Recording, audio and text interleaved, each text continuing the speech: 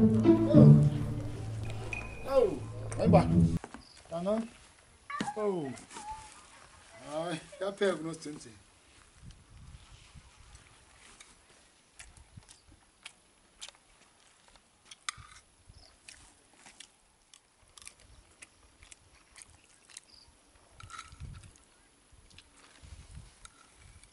Ungqayimbana jakwethu. Ungqayimbana.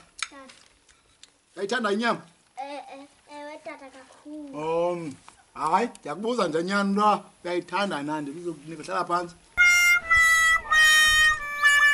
Buza imandi nami ndiyayithanda nami. Oh, mntana. Imandi okutya kwakho mamakho. Ungqayimbana. Tata. Ngizothatha. Hayi, thatha ilanto ibhatyi lebeka apha endlini.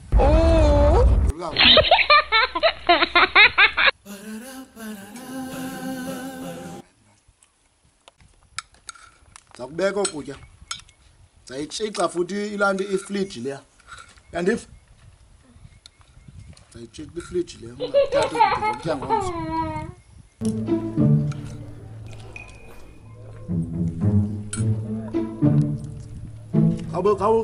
Kabo niphathela amanzi le.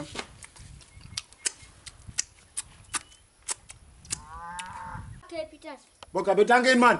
Ungibuza ubhanqa yarhala ngo. Ja. Ungqayimbana. Ndithi ndigalela amanzi esandleni ndizohlamba isandla. Sisixhosa tata. Tata. Ndathi kuwe ndigalela amanzi esandleni ndizohlamba izandla kwathini mani? Ngokwakhala ebusweni uyangigezela. Tata ubacacisa isixhosa. Bawukwazi usiyeke. Tata ndilongevayo ovimbayo. Uthi ukutya ukubekele kanti awuzundiva.